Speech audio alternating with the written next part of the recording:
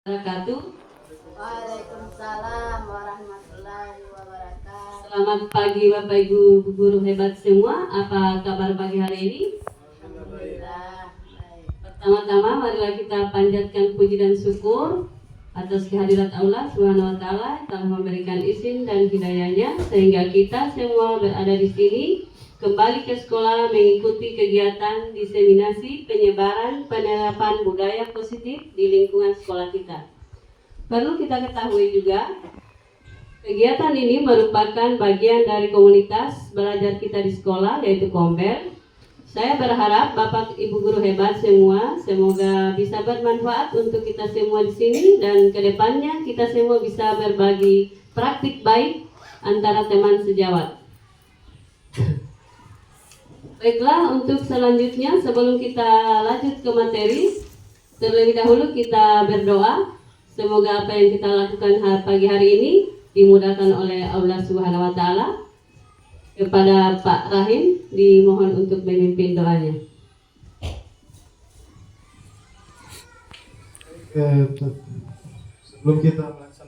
Sebelum kita melaksanakan kegiatan kita, ada baiknya kita sama-sama dulu berdoa.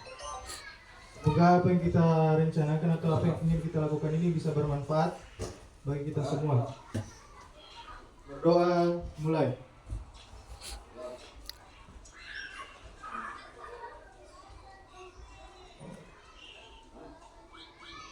Doa selesai. Semangat.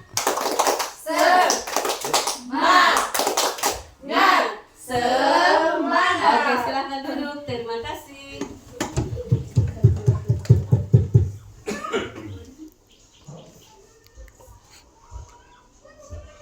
Baik, kita akan dengarkan sepatah dua kata dari Kepala Sekolah SDN Boylimo kepada Bapak kami. Silakan.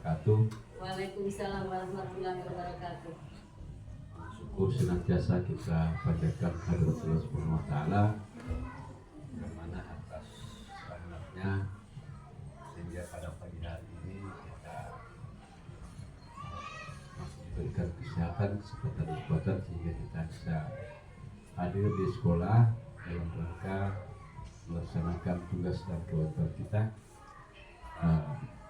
Dan juga alhamdulillah pada kesempatan ini kita masih melakukan satu pertemuan dalam hari ini rapat Kombel kita komunitas belajar. Untuk itu barangkali saja bahwa dalam kegiatan ini saya sangat mengharapkan kepada kita semua, terutama kepada rekan-rekan Dewan Guru, marilah kita tingkatkan, marilah kita sama-sama kita kerja, saling mengisi untuk kemajuan daripada sekolah kita, terutama dalam komunitas belajar ini. Karena ini sangat penting sekali bagi kita semua bahwa dengan komunitas belajar ini kita bisa tingkatkan tata cara kita dalam mengajar maupun dalam beraktivitas lainnya, terutama ini dalam kurikulum merdeka ini memang sudah diutamakan itu. Jadi harapan kami kepada teman-teman Dewan Guru supaya mari kita saling berkolaborasi. Kalau ada hal-hal yang belum kita pahami, mari kita saling bertanya. Jadi untuk kemajuan sekolah kita, meningkatkan aktivitas kita dalam mengajar, terutama dalam pelaksanaan kegiatan merelasikan kurikulum merdeka seperti apa saya sampaikan kepada kita semua, terutama itulah kebersamaan kita, kerjasama kita tentang apa yang kita cita-citakan. Untuk kita bersama-sama komunitas belajar adalah suatu kelompok untuk saling memberi dan saling menerima. Jadi barangkali Langsung masuk saja pada materi pemahaman penerapan budaya positif. Budaya positif itu merupakan perwujudan dari nilai-nilai atau keyakinan yang akan kita laksanakan dan terapkan di kelas atau di sekolah. Kemudian budaya positif juga dapat mendorong murid untuk mampu berpikir, bertindak dan mencipta sebagai proses memerdekakan dirinya sehingga murid mampu mandiri dan lebih bertanggung jawab. Pembelajaran paradigma baru merupakan pembelajaran yang dirancang berdasarkan prinsip pembelajaran berdiferensiasi sehingga peserta didik belajar berdasarkan kebutuhannya, di mana berkaitan dengan perkembangan pelajar profil Pancasila. Nah, perlu kita ketahui profil pelajar Pancasila itu ada 6 dimensi. Bapak Ibu guru hebat, apa masih ingat tentang 6 dimensi profil pelajar Pancasila? Siapa mau menjawab? Disilahkan, Bu Marwan. Terima kasih Bu atas kesempatannya. Langsung saja. Adapun 6 dimensi profil pelajar Pancasila, yang pertama ketuhanan yang Maha Esa, kemudian yang kedua berkebinekaan global, kemudian yang ketiga mandiri, kemudian yang keempat bernalar kritis, kemudian yang kelima kreatif, dan yang terakhir yang pertama disiplin positif dan nilai-nilai kebajikan universal. Terus yang kedua teori motivasi, hukuman penghargaan. Ketiga keyakinan kelas. Keempat kebutuhan 5 dasar manusia dan dunia berkualitas. Terus 5 restitusi atau 5 posisi kontrol. Dan keenam segitiga restitusi. Disiplin positif itu pembiasan hal yang baik yang diterapkan dan dilakukan oleh seluruh warga sekolah, terutama bagi murid, agar dapat berkembang menjadi pribadi yang jauh lebih baik, berpikir kritis, mandiri, dan bertanggung jawab. Nah, tujuan kita sebagai guru menciptakan peserta didik yang memiliki disiplin, sehingga mereka berperilaku dengan mengacu pada nilai-nilai kebajikan universal dan memiliki motivasi intrinsik. Ki Hajar Dewantara menyatakan untuk menciptakan murid yang merdeka, syarat utamanya adalah harus disiplin yang kuat, di mana yang artinya kita sebagai guru sebelum mendisiplinkan murid-murid kita, terlebih dahulu kita belajar mendisiplinkan diri sendiri. Setelah itu baru kita beralih ke peserta didik atau siswa. Oke. Nilai-nilai kebajikan itu sendiri terdapat dalam profil pelajar Pancasila dan itu kita sudah terapkan pada anak didik kita. Sikap atau murid yang kita harapkan itu bisa memahami apa itu toleransi, apa itu rasa hormat, apa itu integritas, apa mandiri, apa menghargai, antusias, keingintahuan, terus kreativitas, percaya diri, komitmen, dan yang terakhir selalu ingin bertanya kepada guru apa yang mereka ingin ketahui dan belum ketahui. Oke, sekarang Ibu Guru, saya mau melemparkan pertanyaan, nilai-nilai kebajikan apa yang Anda rasakan penting saat ini dan ditanamkan pada murid-murid kita di sekolah ini atau di kelas, dan berikan alasan. Ada yang bisa menjawab satu dua orang kepada para himpunan, bisa disilakan. Baik, terima kasih atas kesempatannya. Pertanyaan tadi, nilai-nilai kebajikan apa yang perlu saat ini kita tanamkan kepada siswa-siswa kita di kelas. Menurut saya pribadi, saat ini yang paling kita butuhkan untuk coba tanamkan kepada siswa seperti yang sudah diberikan tadi di profil pelajar Pancasila. Namun tentunya dari profil pelajar Pancasila tersebut harus kita turunkan menjadi nilai-nilai yang lebih spesifik lagi. Salah satunya itu, yang pertama tentunya integritas. Integritas kan berasal dari kejujuran. Sangat penting sekarang menanamkan kejujuran kepada siswa, baik itu dari segi kehidupannya sehari-hari maupun dalam lingkungan sekolah. Jadi harus ditanamkan dulu kejujuran, atau biasa kita bilang dengan integritas, sehingga mereka memiliki integritas yang baik, karena kita harus mengedepankan integritas dulu, kemudian baru ilmunya. Begitu menurut saya. Selanjutnya itu empati atau respect. Dalam kehidupan sehari-hari bermasyarakat dan di sekolah tentunya harus ada empati dan respect. Respect atau empati itu harus ditumbuhkan di antara siswa. Misalnya di dalam kelas, ketika ada yang tidak datang, ada yang tidak sakit, mungkin saling memberikan informasi kenapa tidak datang, atau bahkan mungkin menjenguk. Itu juga salah satu yang penting, apalagi di umur-umur usia SD, kelas 1, kelas rendah maupun kelas tinggi, sudah sebaiknya kita mulai menanamkan nilai-nilai tersebut. Selanjutnya mungkin yang bisa ditanamkan yaitu adalah tanggung jawab. Ya, menurut saya usia-usia sekarang itu sangat baik kita coba menanamkan tanggung jawab, bagaimana mereka tanggung jawab terhadap apa tugas yang diberikan dan mengerti akan konsekuensi maupun hukuman jika tidak melaksanakan tanggung jawab tersebut.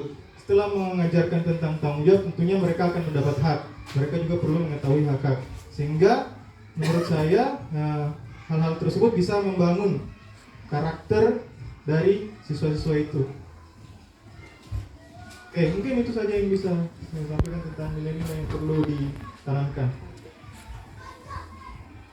Pada Bapak Rahim yang mengucapkan terima kasih. Yang kedua, strategi apa yang selama ini Anda terapkan untuk menanamkan disiplin positif pada murid-murid Anda? Bagaimana hasilnya pada perilaku murid-murid atau murid-murid kita lah di sekolah ini? Boleh satu orang, dua orang menjawab? Bu Marwa? Oke, terima kasih. Langsung saja. Adapun yang saya tanamkan untuk membentuk disiplin positif kepada peserta didik, yang pertama saya membuat dulu kesepakatan kelas. Kemudian, tapi sebelum saya membuat itu, saya harus dulu tahu karakteristik dari peserta didik tersebut. Seperti yang Ki Hajar Dewantara katakan itu, kita harus mengetahui dulu kodrat sama dan kodrat dari peserta didik. Kemudian setelah saya mengetahui itu, saya membuat kesepakatan bersama peserta didik, yaitu kesepakatan yang ada dalam kelas. Salah satunya, contohnya sebelum belajar itu kita harus berdoa. Kemudian yang kedua, saling menghargai antar sesama teman. Itu salah satu contoh kesepakatan kelas yang saya buat di kelas 1. Kemudian selanjutnya itu saya melakukan komunikasi secara terbuka, menyampaikan kepada peserta didik contoh bagaimana daya positif itu, disiplin positif itu seperti apa. Contohnya misalnya datang ke sekolah tepat waktu. Kemudian, tapi saya tidak hanya menyampaikan, tapi saya juga sebagai modeling memberikan contoh kepada peserta didik. Mungkin itu saja yang bisa saya sampaikan. Wassalamualaikum warahmatullahi wabarakatuh. Kita lanjut ke teori motivasi, hukuman, dan penghargaan. Diana Gosen dalam bukunya menyatakan ada 3 motivasi perilaku manusia atau alasan mengapa kita melakukan sesuatu itu. Pertama, untuk menghindari tidak nyamanan atau hukuman. Yang kedua, untuk mendapatkan imbalan atau penghargaan dari orang lain. Yang ketiga itu untuk menjadi orang yang merdeka, inginkan dan menghargai diri sendiri dengan nilai-nilai mereka percaya. Oke, saya tanya dulu Bapak Ibu Guru. Bapak, kita semua hadir di sini tepat waktu itu masuk di alasan mana di antara 3 ini? Apakah Bapak Ibu Guru hadir di sini karena menghindari ketidaknyamanan atau teguran dari kepala sekolah, dari rekan-rekan guru, atau kita ingin mendapatkan imbalan atau penghargaan dari orang lain, atau kita datang karena kita menghargai diri kita, menghargai nilai-nilai yang kita percaya dan yakini pada diri kita? Ada 1-2 orang yang bisa menjawab? Ibu Ratna mungkin bisa? Hadir di sini untuk menghindari tidak nyaman atau hukuman, aturan-aturan di sekolah, atau ibu hadir di sekolah itu karena untuk mendapatkan imbalan atau penghargaan, atau ibu hadir di sini karena menghargai nilai-nilai kebajikan yang ada pada diri Anda sendiri? Yang ketiga kayaknya tadi, yang untuk ketiga. menghargai nilai-nilai yang ada pada diri sendiri. Nah, bisa berikan alasannya kenapa ibu memilih yang ketiga itu? Itu supaya menjadi contoh untuk anak-anak bahwa itu kan bagian dari disiplin Ya. juga, disiplin waktu. Ya, disiplin waktu, disiplin diri sendiri. Oke, Bu Resti mungkin bisa berikan alasannya kenapa selalu tepat hadir di sekolah dari ketiga unsur tersebut? Coba kita sebutkan. Pertama, kita hadir di situ untuk menghindari atau ketidaknyamanan atau hukuman. Hukuman itu kan aturan yang ada di sekolah. Terus untuk mendapatkan imbalan, kita hadir itu selalu tepat waktu karena kita ingin mendapatkan imbalan, semacam penghargaan lah. Yang ketiga, kita datang di sekolah, yaitu kita menginginkan atau menghargai diri sendiri dengan nilai-nilai yang kita percaya, yaitu kita disiplin waktu, disiplin diri sendiri. Apa yang memotivasi Bapak Ibu hadir? Baik, terima kasih atas kesempatannya. Jadi poin yang ketiga yang saya pilih, di mana itu penjelasannya adalah Kita hadir tepat waktu untuk menghargai diri sendiri. kita hadir tepat waktu untuk menghargai diri sendiri. Kenapa kita harus hadir tepat waktu dalam rangka menghargai diri sendiri? Karena yang pertama itu adalah kita adalah contoh, atau ibaratnya kita itu di dalam sebuah kelompok adalah ketua. Kita yang menunjukkan jalan kepada, baik itu kepada peserta didik maupun kepada rekan-rekan kerja kita, menjadi teladan, memberikan contoh yang terbaik di tempat di mana kita melakukan pekerjaan. Kemudian adalah menghargai diri sendiri, yaitu kita harus menanamkan kepada diri kita bahwa kita bertanggung jawab atas apa yang telah kita lakukan. Ya, karena kan kita ini sebagai seorang pendidik, di mana datang ke sekolah itu kita memiliki tugas masing-masing sebagai seorang, salah satu contohnya adalah fasilitator kepada peserta didik, yakni kita harus memberikan kembali tadi adalah contoh yang terbaik, memberikan fasilitas kepada kita untuk menjadi bertanggung jawab kepada diri kita sendiri. Mungkin itu saja. Hukuman dan konsekuensi dalam menjalankan peraturan atau keyakinan di kelas atau sekolah, bila mana ada suatu pelanggaran, tentunya sesuatu harus terjadi. Untuk itu kita perlu meninjau tindakan penegakan peraturan keyakinan kelas kita selama ini. Tindakan terhadap suatu pelanggaran pada umumnya terbentuk hukuman atau konsekuensi. Dalam modul ini, hukuman digunakan untuk menegakkan keadilan, bisa berupa hukuman fisik. Terus konsekuensi, hukuman yang berupa bukan dalam bentuk fisik, yaitu menegur siswa untuk membantu siswa sendiri belajar dari tindakan mereka sendiri secara logis, dan restitusi untuk memperkuat nilai tanggung jawab serta pemulihan.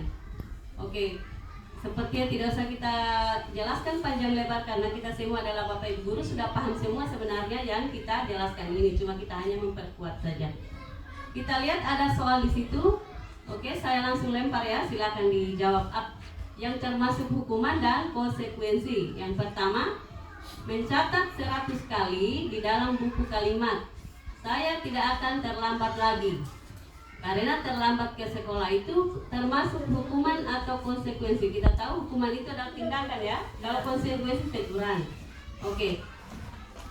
Apakah dia masuk sanksi, konsekuensi atau hukuman itu? Mencatat 100 kali di dalam buku. Kalau anak-anak melakukan pelanggaran kan kita buat mereka memberikan hukuman seperti itu. Apa dia masuk hukuman atau konsekuensi? Sanksi. Ya. Hukuman. Konsekuensi atau hukuman? Hukuman. Hukuman. Konsekuensi atau hukuman? Ya, mencatat. Dia kan bukan fisik. Ya.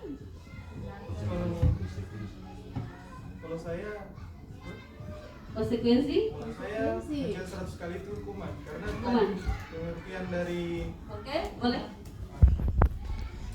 kalau saya mencatat 100 kali itu lebih ke hukuman, apalagi itu bersifat bukan mencatat informasi tertentu tapi yang bersifat repetitif, yaitu saya tidak akan terlambat lagi, toh? Ya, saya tidak. Misalnya kalau anak-anak saya- terlambat sekolah, terus kita kasih pernyataan, silakan catat di buku ini. Saya tidak akan terlambat, saya tidak akan terlambat. Ya. Hukuman berupa apa itu? Apakah hukuman atau konsekuensi? Hukuman kan kita tahu berupa fisiknya yang dihukum. Kalau konsekuensi berarti aturan yang dihukum. Kalau saya pribadi itu hukuman, karena dari yang kita pahami tadi yang sempat dijelaskan buat ibu, katanya hukuman itu sesuatu yang membuat tidak nyaman, sesuatu yang membuat siswa merasa kalau saya melakukan hal tersebut maka saya akan mendapat sesuatu yang tidak nyaman. Oleh karena itu, karena saya pernyataannya itu mencatat 100 kali, menurut saya itu hukuman. Karena apa? Karena dia cenderung sifatnya repetitif dan bertujuan untuk membuat siswa jenuh. Adakah yang tidak jenuh disuruh mencatat 100 secara berulang? Jadi menurut saya itu suatu hukuman gitu. Terima kasih. Siapa yang Saya itu kan hukuman itu bentuk fisik. ya, Menurut saya. pribadi. Kalau konsekuensi itu kan sebelum kita melakukan kegiatan, ketika kita sudah memberikan arahan tetapi tidak diperhatikan misalnya sama siswa tersebut, otomatis kita mengadakan suatu peraturan dulu, contohnya memberikan konsekuensi, begitu, memberikan ketika dia tidak melakukan apa yang kita sudah arahkan, terus dia melanggar, otomatis saya berikan konsekuensinya, atau kemudian tadi itu mencatat. Itu yang saya sampaikan. Saya akhiri. Assalamualaikum warahmatullahi wabarakatuh. Oke, jawaban keduanya tidak ada yang salah, cuma lebih cenderung ke konsekuensi karena itu hanya berupa teguran, hukuman bentuk teguran. Oke, kita pindah yang kedua. Nah, lari mengelilingi lapangan. Ini berarti sudah fisiknya ini. Lari mengelilingi lapangan basket 2 kali karena terlambat hadir di sekolah. Apa dia hukuman atau konsekuensi? Jelas hukuman. Ya, jelas hukuman, tidak usah kita perpanjang. Memberikan coretan yang dibuat, ya kita harus bedakan mana fisiknya, mana tegurannya. Memberikan coretan yang dibuat di meja, hukuman atau konsekuensi? Tidak menggunakan masker ke sekolah, hukuman atau konsekuensi? Kasihkan masker supaya Hukuman. Menggantikan kertas tugas teman yang telah dicoret-coret, hukuman atau konsekuensi?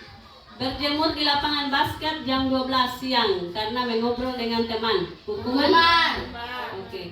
Murid diminta bertelanjang kaki sepanjang hari karena tidak menggunakan sepatu ketika berangkat ke sekolah, hukuman atau konsekuensi? Hukuman. Ya. Berdiri depan kelas sambil mengangkat kaki, Hukuman. oke. Membersihkan tumpahan air di meja tulis karena tersenggol pada saat belajar, Konsekuensi. kehilangan 10 menit jam istirahat untuk mengerjakan tugas karena terlambat datang, disuruh tinggal sama wali kelas untuk mengerjakan kembali. Konsekuensi. Oke. Duduk di bangku di pinggir lapangan pada jam istirahat karena tidak diizinkan bermain oleh guru piket karena terlambat. Duduk di pinggir duduk di kursi di pinggir lapangan saja disuruh duduk, tidak usah dulu bergabung karena terlambat. Nanti setelah itu baru bergabung. Oke. Konsekuensi. Terlambat di pelajaran 15 menit, ibu guru biasa menyuruh anak-anak untuk mengejar ketinggalan materinya. Konsekuensi. Lari mengelilingi lapangan bola basket 10 menit untuk guru PJOK, hukuman atau konsekuensi kalau untuk guru olahraga? Ya, konsekuensi. Membersihkan WC karena mematahkan pensil temannya. Nah, hukuman. Oke. Ya, kita berikan aplaus untuk diri kita karena saya rasa sudah paham materi kita pada hari ini. Ya, ada beberapa pertanyaan. Sebagai seorang guru saat hadir mengajar di kelas, sudah tadi ini, bila di sekolah tiada peraturan mengharuskan guru datang tepat waktu, apakah Bapak Ibu guru akan datang terlambat atau tepat waktu? Berikan alasan. Oke, bisa 1-2 orang menjawab.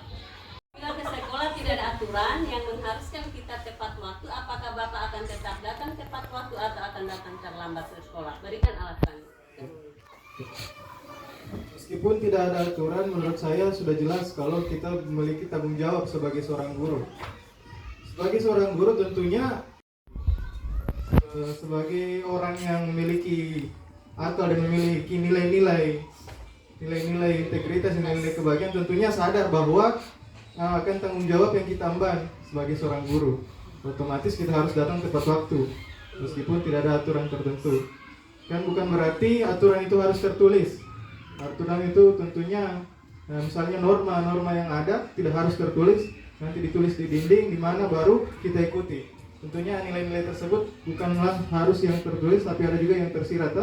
Ya, jadi meskipun tidak ada aturan yang spesifik seperti itu, namun kita semuanya pasti memiliki kesadaran bahwa itu merupakan tugas yang harus kita lakukan dan memang harus datang tepat waktu. Begitu. Mungkin saja mungkin. Oke, terima kasih. Ada pertanyaan untuk semua Bapak Ibu guru. Alasan Ibu memilih menjadi guru di antara banyak pekerjaan yang ada di sekeliling kita. Boleh berikan alasan kenapa Anda memilih jadi guru? Oke, palahin dulu baru kita gilir ke sana. Iya, alasan. Dan sampai ke jagat. Ya, namanya manusia ada dua alasan. Yang pertama alasan humanis, yang kedua alasan realistis toh. Yang humanis tentu saja saya rasa guru adalah pekerjaan yang mulia toh. Jelas. Ya, dalam agama kita, dalam agama Islam tentunya guru itu ilmunya ilmu yang bermanfaat akan bisa menjadi amal jariah. Jika dimanfaatkan oleh siswa-siswa kita, maka tentunya kita akan mendapat terus pahalanya selama digunakan ilmu yang kita sampaikan. Dan juga kita punya posisi secara humanis, kita punya posisi yang bagus di masyarakat. Suatu guru itu sesuatu yang derajat yang baik di masyarakat, suatu profesi yang dianggap mulia lah di mata masyarakat. Tentunya itu sangat baik secara humanis. Secara realistis, ya, tentunya namanya manusia butuh yang namanya materi. Ya, saya lihat sekarang menurut saya guru ini sudah mulai diperhatikan dan sudah mulai prospek, terutama apalagi kita yang di pulau ini masih sudah ada perhatian juga lebih dari pendidikan. Mudah-mudahan kedepannya bisa lebih baik lagi. Nah, begitu. Itu saja mungkin yang bisa saya sampaikan. Oke, terima kasih. Ada mungkin 1-2 lagi mau menambahkan alasan mengapa jadi guru, Bu Ratna? Positif bagi kehidupan orang lain. Jadi guru memiliki kesempatan untuk mengubah hidup siswa-siswinya. Sebagai guru juga kita merasa dihargai dan dihormati, di mana guru seringkali dianggap sebagai pahlawan tanpa tanda jasa. Mereka itu mendapat penghargaan dan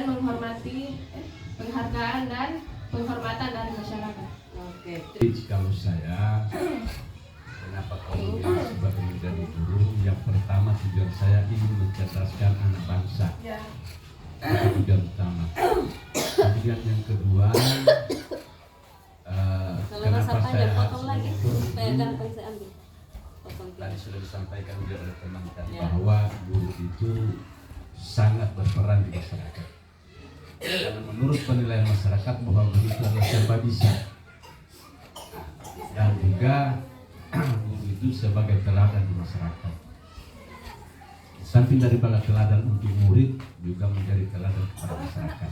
Sesuai dengan pengertian daripada guru. Guru itu dibagi atas 2 kata, gu dan ru. Gu itu artinya digugu, berarti menjadi contoh. Kemudian ru-nya itu ditiru. Jadi kita ini sebagai contoh kepada masyarakat, menjadi acuan mereka untuk ke depan bahwa guru begini. Ya. Dan salah satu tujuan utama saya tadi itulah ingin memberikan yang terbaik kepada siswa, terutama secara khususnya dan secara umum kepada masyarakat, bahwa kita sebagai guru itu adalah panutan dari semua misal, terutama itulah tadi kepada siswa kita. Jadi tujuan saya itu tidak ada lain selain daripada untuk mencerdaskan bangsa dan memberikan contoh yang terbaik kepada positif yang bisa kita terapkan dan membangun budaya positif di sekolah. Keyakinan itu membantu murid untuk mendisiplinkan diri, bisa juga belajar dari hasil keyakinan yang telah mereka buat bersama. Nah, sekarang saya mau bertanya, apakah Bapak Ibu guru hebat sudah pernah mendengar tentang keyakinan kelas? Dan sudah? Ya, oke, sudah. Ya, karena itu kita buat sebelum kegiatan pembelajaran, kita harus memang buat keyakinan di kelas antara guru dan peserta. Oke. Kapan waktu dibuat keyakinan kelas itu? Dibuat awal semester. Ya. Saya yakin Bapak sudah tahu, cuma mungkin ada 1-2 yang belum menerapkan di kelasnya. Ya, kita harap setelah kegiatan ini Bapak Ibu bisa buat keyakinan kelas sebelum mulai pembelajaran. Ya. Peraturan hanya apa perbedaan peraturan dan keyakinan kelas? Peraturan itu kita tahu bahwa peraturan itu hanya guru yang buat. Tapi kalau keyakinan kelas, siswa guru dilibatkan. Kita dengarkan pendapat anak didik kita. Apa sekolah impian mereka? Apa kelas impian mereka? Setelah itu kita pilih-pilih mana yang terbaik, itulah yang kita buat, sepakati untuk membuat keyakinan kelas. Ya, tujuan keyakinan kelas ini dapat diterapkan untuk membangun budaya positif di lingkungan sekolah. Dengan adanya keyakinan kelas di setiap kelas diharapkan mampu mewujudkan tujuan dari pendidikan yang lebih berorientasi pada nilai luhur Pancasila dan pelajar profil Pancasila. Di sini ada langkah-langkah membuat kesepakatan kelas atau keyakinan kelas. Bapak Ibu yang sudah pernah masuk atau mengisi topik di PMM, saya pikir tahu. Di situ ada topik tentang membuat kesepakatan kelas. Adapun langkah pertama, yang pertama itu guru menjelaskan dulu kepada peserta didik tentang apa itu keyakinan kelas. Terus guru juga bertanya pada peserta didik mengenai kelas impian mereka. Kita tanya dulu siswa kita, kelas seperti apa yang mereka inginkan. Terus yang ketiga, guru bertanya bagaimana cara mewujudkan kelas impian mereka. Apa yang kita perlu lakukan atau tindakan apa yang kita buat supaya kelas impian kita bisa terlaksana. Terus kita bagikan kepada peserta didik, bagikan kertas. Terus suruhlah, tulislah apa keinginanmu, apa kelas impianmu. Tulis sebanyak mungkin. Tidak usah bilang satu salah atau benar. Tulislah, nanti Bapak Ibu guru yang seleksi mana yang bagus, mana yang tepat. Sudah itu yang kita ambil dan kita sepakati bersama antara guru dan peserta didik. Sudah itu yang dibuat dengan keyakinan kelas. Oke, di situ juga ada kata-kata, misal jangan datang terlambat. Itu kan keyakinan kelas yang kita buat. Tapi kita gantilah saat belajar itu tidak boleh berjalan ke sana kemari. Memberikan kalimat-kalimat positif, atau jika membuat kesempatan menggunakan kata-kata positif, misalnya jangan terlambat, kita ganti datanglah tepat waktu, seperti itu. Misal lagi, tidak boleh membuang sampah sembarangan. Itu kan keyakinan kelas untuk di kelas kita. Kita gantilah, buanglah sampah pada tempatnya. Bisa dipahami ini? Bisa. Ya, oke. Kita tidak boleh menggunakan kata-kata negatif, tapi kita gunakanlah kata-kata positif yang enak didengar, yang nyaman, dan anak-anak juga serasa menyukai kalimat-kalimat itu. Oke, saya berikan sedikit tentang keyakinan kelas yang kita buat. Misalnya, datanglah tepat waktu, buanglah sampah pada tempatnya, angkat tangan jika ingin berbicara, jangan ribut ketika ibu guru memberikan materi. Bisa dipaham? Kalau bisa kita langsung saja membuat tugas, tidak usah tugas kelompok, kita 1-2 orang saja menjawab tentang apa yang ingin kamu buat keyakinan kelas di kelasmu sebelum materi berjalan. Siapa yang bisa memberikan komentar? Oke, para. Baik, untuk Dihayalkan saya dulu, nanti diprogramkan setelah masuk di kelas. sebenarnya sudah sedikit banyak saya sudah coba Ya. terapkan, dan keyakinan kelas ini mirip-mirip sebenarnya dengan Bisa. mirip-mirip sebenarnya dengan kesepakatan kelas, cuman bedanya lebih kita melibatkan siswa. Iya. Ya, saya sendiri sebenarnya dalam membuat keyakinan kelas atau kesepakatan kelas dari awal, tidak semerta-merta hanya saya yang memaksa siswa, tapi juga kesepakatan bersama. Contoh misalnya, kalau misalnya tidak kerja tugas, kira-kira hukuman apa yang bisa kalian terima? Yang bisa kalian terima. Misalnya, dijemur Pak Guru, boleh. Pak Guru juga tidak ada masalah kalau kalian mau dijemur, begitu. Misalnya juga, apalagi ketika ingin berbicara, angkat tangan dulu. Jangan berbicara berlumba-lumba, toh? Iya. Nah, apalagi kemudian ada juga masalah tentang menghargai temannya. Kira-kira apa konsekuensinya atau apa hukumannya ketika kalian mengganggu temannya atau tidak menghargai temannya. Yang penting, intinya menurut saya keyakinan kelas itu dibuat supaya kelasnya kondusif dan proses belajar mengajar itu bisa berjalan dengan baik. Terima kasih. Oke, berikan aplaus dulu untuk Oke, kita sudah sama tahu. Jadi setelah kegiatan ini, saya harap Bapak Ibu guru masuk ke kelas, buat keyakinan kelas, ambil dokumentasi, buat video, pakai kartun, ini yang lebar ini, buat di situ. Setelah diyakini bahwa itu yang sudah disepakati, lalu tempelkan di dinding supaya setiap pagi siswa tahu bahwa inilah keyakinan kelas yang kita harus patuhi setiap kita masuk di kelas. Oke, kita pindah di kebutuhan dasar manusia. Seluruh tindakan manusia memiliki tujuan tertentu. Semua yang kita lakukan adalah usaha terbaik untuk mendapatkan apa yang kita inginkan. Ketika kita mendapatkan apa yang kita inginkan, sebetulnya kita sedang memenuhi kebutuhan kita, kebutuhan dasar kita. Ada 5 kebutuhan manusia. Yang pertama, kebutuhan untuk bertahan hidup. Yang kedua, kasih sayang, rasa diterima. Ketiga, kebebasan. Terus kesenangan dan penguasaan. Ketika seorang murid melakukan suatu perbuatan yang bertentangan dengan nilai-nilai kebajikan atau melanggar peraturan, hal itu sebenarnya dikarenakan karena dia gagal memenuhi kebutuhan dasar manusianya. Kebutuhan bertahan hidup adalah kebutuhan yang bersifat fisiologis untuk bertahan hidup. Misalnya, kebutuhan bertahan hidup itu kita memerlukan apa supaya bisa bertahan hidup? Ya, makan. Oke, apalagi? Ya, makanan. Ya, sandang pangan, kesehatan. Terus makanan, rumah. Oke. Ada lagi kebutuhan biologis sebagai bagian dari proses reproduksi, termasuk kebutuhan untuk bertahan hidup. Misalnya, merasa aman. Ya, ketika kita sendiri kalau tinggal di Boelimo ini, kalau merasa aman berarti adalah kebutuhan dasar manusia.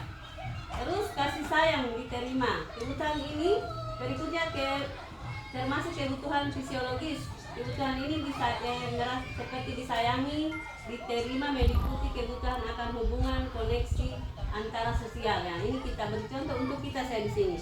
Kita membutuhkan teman-teman sejawat. Seperti itu, berarti kita membutuhkan kebutuhan dasar manusia berupa kasih sayang atau perhatian dari teman-teman kita. Dari teman, terus dari mana lagi kita butuh kasih sayang? Selain teman-teman kita, dari mana lagi kita butuhkan kasih sayang? Nah, dari orang tua, dari keluarga, pasangan hidup, Peserta didik. peserta didik juga. Ya, pasangan hidup yang sudah menikah berarti butuh kasih sayang dari suami, istri. Kalau belum menikah ada pacarnya. Terus juga ada kasih sayang untuk binatang yang kita sukai. Terus kita juga membutuhkan kasih sayang dari kelompok, ya seperti ini. Kita kan kelompok rombel, berarti kita butuh perhatian, butuh kasih sayang dari teman-teman kita atau dari organisasi atau dari masyarakat. Oke, anak-anak yang memiliki kebutuhan dasar kasih sayang diterima biasanya itu tinggi rasa ingin tahunya. Dia lebih ingin disukai, diterima oleh lingkungannya, teman-temannya, gurunya. Mereka akan akrab dengan orang tuanya, biasanya mereka belajar karena suka pada gurunya. Nah, ini banyak ya. Ada beberapa murid kita ketemukan disukai guru-gurunya itu. Setiap ketemu ibu guru, kapan kita belajar, berarti itu adalah kasih sayang. Dia menginginkan ibu guru lebih memperhatikan dia, lalu selalu datang bertanya atau selalu menempel. Nah, oke, kita di penguasaan. Kebutuhan ini berhubungan dengan kekuatan untuk mencapai sesuatu. Misalnya kalau kita ingin menjadi kompeten, profesional, menjadi terampil, diakui prestasi, terus didengarkan, memiliki rasa harga diri. Kebebasan, kebutuhan untuk bebas adalah kebutuhan orang. Anak-anak yang memiliki kebutuhan kebebasan biasanya ingin memiliki pilihan sendiri. Ya, coba kita perhatikan di kelas, jika kita berikan makan, apakah ada anak-anak yang suka, ibu guru saya suka ini, ibu guru saya tidak suka yang ibu guru bilang, dia memilih pilihan sendiri. Dia juga tidak mudah terpengaruh dengan teman-temannya. Dia itu punya prinsip meliputi. Nah, kalau anak-anak kita tahu bagaimana anak-anak itu senang. Seperti apa itu ungkapan rasa senang pada anak-anak? Bu Marwa, bisa diberikan sedikit saja? Seperti apa kebutuhan rasa senang? Bisa tidak ditahu di kelas itu mana anak-anak yang merasa senang? Seperti apa? Apa dia punya tingkah laku ya? Mungkin kalau di kelas 1 Bu, mereka antusias dalam Iya, belajar. betul sekali. Ada juga beberapa siswa yang hanya diam-diam, berarti itu tidak terlalu antusias. Ya, Makanya betul. kita sebagai guru bagaimana kita melakukan pendekatan kepada peserta didik yang tidak antusias itu. Contohnya kita bertanya apa yang mereka suka dan tidak suka. Mungkin itu. Oke, iya betul. Lesser juga harus tahu 5 kebutuhan peserta didik kita, apa yang mereka butuhkan, itu yang kita berikan. Jika kita dapat mengidentifikasi kebutuhan apa untuk mendorong mereka positif, dan kita harus pintar mencari solusi. Solusi apa untuk memenuhi kebutuhan peserta didik kita yang 5 itu. Dan seperti Ibu Marwa jelaskan. Sekarang ada lagi soal, kita langsung lempar saja ya. Ini masalah kebutuhan. Apakah dia masuk penguasaan, kesenangan, kebebasan. Aku hebat, bisa bikin ibu guru kejar aku. Apakah dia termasuk penguasaan, kesenangan, kebebasan, cinta dan kasih sayang? Masuk apa? Aku hebat, bisa bikin ibu guru kejar aku. Berarti dia mencari perhatian sama ibu gurunya. Masuk apa itu? Ya. Masuk di cinta dan kasih sayang, karena dia masih menginginkan perhatian dari guru. Selain aku senang main kejar-kejaran dengan ibu guru, dia masih kebebasan, cinta dan kasih sayang atau penguasaan?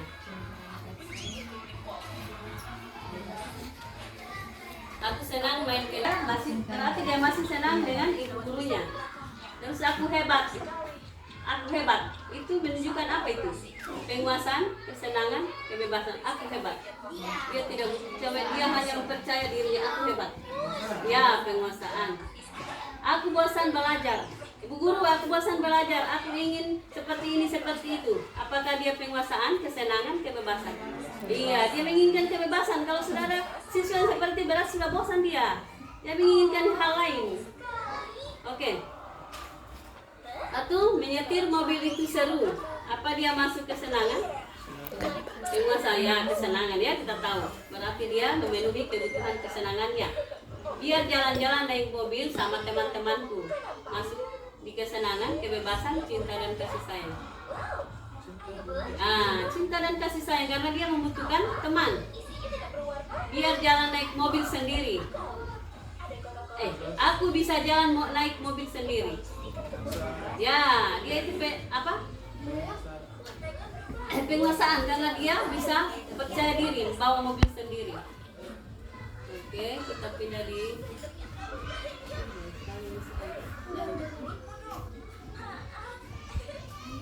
pindah di 5 posisi kontrol.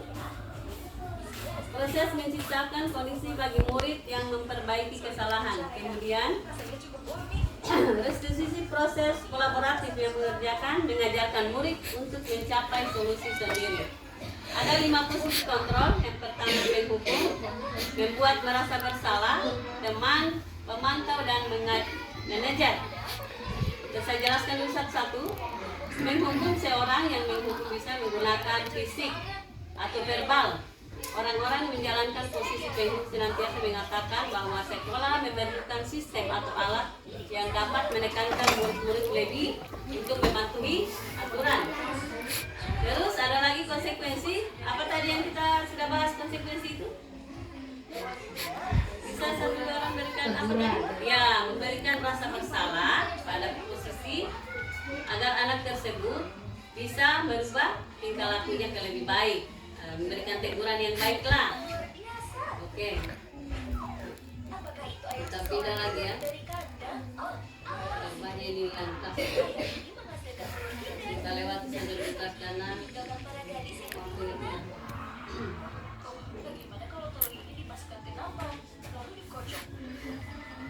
Kita pindah di segitiga restitusi.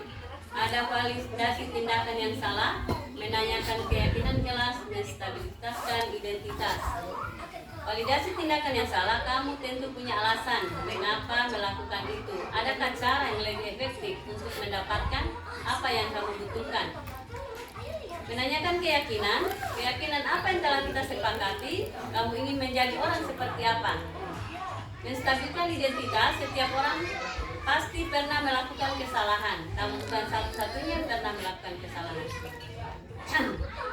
Bagian dasar dari segitiga restitusi bertujuan untuk mengubah identitas anak dari orang gagal karena melakukan kesalahan menjadi orang yang sukses.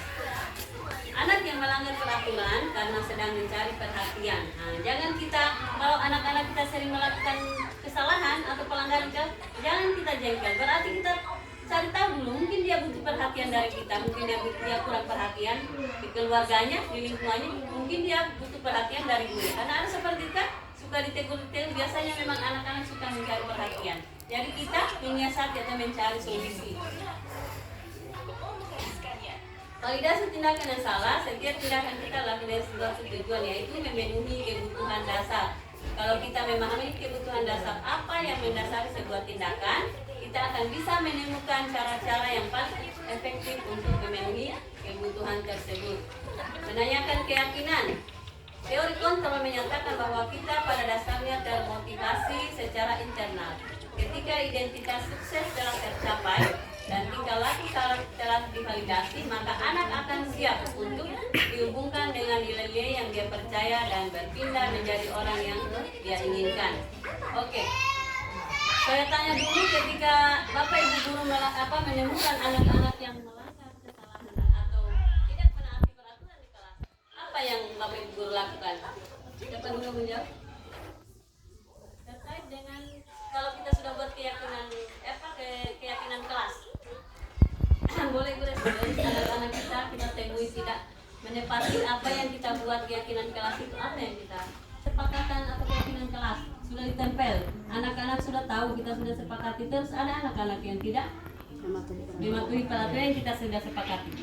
Apa yang kita lakukan pertama? Pertama saya tegur dulu, Iya. terus setelah saya tegur kemudian masih melakukan itu, kemudian saya kasih konsekuensi. Iya. Karena konsekuensi contohnya di kelas 1 itu kan mereka baru mengenal huruf ada membaca, jadi saya kasih konsekuensi untuk membaca begitu, supaya mereka tidak ulang lagi perbuatan itu.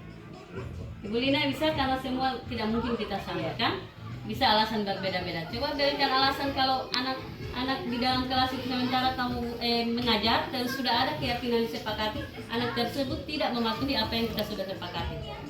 Sedikit ada tambahan, Ya. sama dengan apa yang disampaikan oleh Ibu Maria, memberikan teguran. Ketika dia tidak mendengar apa yang saya sudah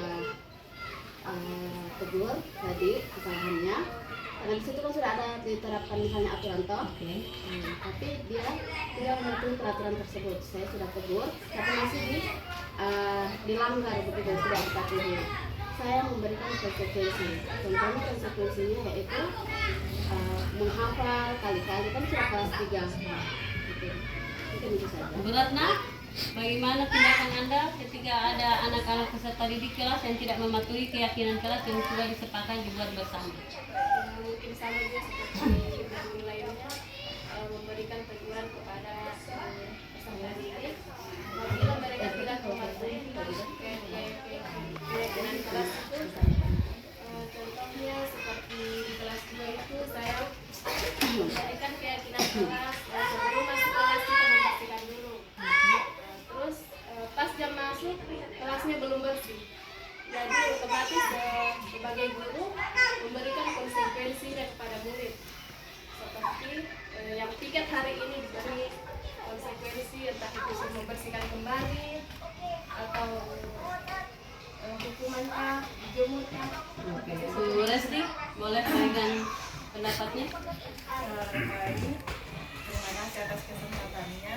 Saya sedikit menambahkan dari tanggapan teman-teman tadi, di mana saya mengambil salah satu contoh. Ketika kita membuat keyakinan kelas itu kan kita membuat peraturan, dan peraturan itu bukan hanya kita yang membuat, namun kita melibatkan peserta didik untuk ikut serta dalam membuat peraturan tersebut. Salah satu contohnya adalah tidak membuang sampah dalam kelas, atau membuang sampah sembarangan dalam kelas. Nah, ketika ada salah satu atau lebih dari siswa tersebut melakukan pelanggaran, yang pertama kita tidak langsung memberikan hukuman. Yang pertama kita lakukan adalah memberikan teguran kepada peserta didik tersebut, karena kita sudah melakukan peraturan atau keyakinan kelas untuk tidak membuang sampah sembarangan dalam kelas. Nah, kalau misalnya ke depannya masih dengan keadaan yang sama, yaitu melanggar peraturan yang telah kita buat, maka ibu guru atau saya sendiri yang akan ke hal-hal yang negatif. Namun ke hal-hal yang positif, misalnya membersihkan kembali apa yang telah mereka kotori atau bertanggung jawab kepada diri mereka sendiri. Mungkin itu saja. Terima kasih atas kesempatan. Selamat Rahim, boleh berikan bagaimana menyelesaikan atau solusi untuk anak-anak yang tidak mematuhi keyakinan kelas? Kalau menurut saya pribadi dalam kelas itu sebenarnya kesepakatan atau keyakinan kelas itu sendiri sebenarnya cara jalan keluarnya ketika melakukan pelanggaran itu sudah ada dalam konsekuensi, sudah ada dalam keyakinan kelas itu sendiri. Karena ketika kita membuat keyakinan kelas itu sudah ada dengan hukuman atau konsekuensinya. Misalnya datang tidak tepat waktu, kita sudah buat keyakinan kelasnya bahwa kalau tidak datang tepat waktu akan mendapat hukuman tertentu misalnya. Jadi menurut saya ketika ada yang tidak melanggar, mereka sendiri sebenarnya sudah tahu apa yang akan mereka hadapi atau apa yang konsekuensi apa yang mereka yang dapat. Namun sedikit saya, kalau saya sempat, saya tidak langsung memberikan konsekuensi atau hukuman, tapi biasa saya tanya dulu kenapa begini, kenapa begitu, karena jangan sampai ada alasan tertentu yang sebenarnya tidak perlu hukuman begitu. Jadi harus saya cari tahu dulu, jangan sampai saya kasih konsekuensi atau hukuman sesuai kesepakatan kelas atau keyakinan kelas, tapi sebenarnya ada hal lain yang mempengaruhi terjadinya pelanggaran tersebut misalnya. Terima kasih semua untuk rekan sejawat. Ya, betul sekali apa yang Bapak Ibu jelaskan hari ini. Ketika anak-anak kita tidak mematuhi, kita suruh duduk dulu, tenangkan pikiran hati supaya dia tidak bertanya, bagaimana kabar Nak hari ini? Apakah baik, sehat? Ya, kalau sudah sehat, tanya baik-baik. Nah, kalau tidak, kenapa Ibu Guru panggil di sini? Tahu Ibu Guru, kalau dia tahu berarti kita ingatkan apakah masih ingat dengan keyakinan kelas yang kita sudah sepakati. Kalau sudah ingat, ya kita berikan penjelasan arahan bahwa kita itu manusia, tidak ada yang sempurna. Manusia itu selalu ada yang membuat salah. Kita sendiri guru selalu buat kesalahan. Tidak selalunya kita tiap hari datang tepat waktu. Tidak selalunya kita disiplin. Tidak selalunya kita menjelaskan itu selalu benar. Pasti ada kekeliruan seperti itu. Jadi kita berikan penguatan pada anak-anak, berikan pemahaman agar dia dengan sendirinya mau menyadari bahwa apa yang dilakukan itu salah dan mau meminta maaf kepada guru dan kepada teman-temannya. Ya, saya cukup terasa sekian. Baiklah, semoga materi kita hari ini bisa bermanfaat. Bisa satu orang memberikan refleksi tentang apa yang. Terima kasih. Mungkin hal yang bisa menjadi refleksi pertama-tama tentunya saya berterima kasih atas kesempatan ini, karena tentunya mungkin ada hal yang kita belum tahu, ada yang sudah tahu, mungkin sudah tahu tapi kita lupa. Bisa kita saling mengingatkan kembali, kita pelajari kembali hal-hal yang kita belum tahu. Alhamdulillah kita tahu lagi di sini. Jadi mudah-mudahan saya bisa sampaikan bahwa diskusi seperti ini komunitas atau kelompok belajar sebenarnya sangat bermanfaat, karena kita tidak hanya mengajar di kelas, tapi kita harus juga tahu kira-kira apa hal-hal yang kita lakukan di kelas. Ketika ada yang kurang, kita bisa refleksikan sama-sama di sini. Nah, itu mungkin banyak hal yang kita bisa pelajari kembali, yang bisa kita ingat kembali. Selanjutnya, mungkin sedikit mengulas apa-apa saja yang sudah kita peroleh. Mulai tadi, bagaimana kita mulai tadi dari profil belajar Pancasila itu sendiri, kemudian bagaimana memberikan keyakinan kelas, kemudian bagaimana motivasi, dasar-dasar motivasi atau kebutuhan manusia yang harus kita pahami, terutama kepada siswa. Kemudian bagaimana menghadapi siswa-siswa yang misalnya memiliki motivasi atau motivasi yang berbeda-beda, misalnya ada yang butuh pengakuan, ada yang butuh kasih sayang, dan seterusnya yang berhubungan dengan sifat-sifat dasar atau kebutuhan manusia. Kemudian ada juga tadi yang berhubungan dengan konsekuensi, hukuman, dan restitusi. Yang mungkin yang kita tangkap tadi, restitusi itu pembelajaran untuk siswa ketika melakukan kesalahan. Mungkin seperti itu. Dan bagaimana strategi-strategi yang bisa kita terapkan dalam kelas. Terima kasih kepada Pak Rahim. Terima kasih juga untuk rekan-rekan sejawat saya, khususnya kepada kepala sekolah kita yang telah mendukung penuh dengan kegiatan-kegiatan kita. Baiklah, pagi hari ini kita tutup saja. Wassalamualaikum warahmatullahi wabarakatuh. Waalaikumsalam warahmatullahi wabarakatuh.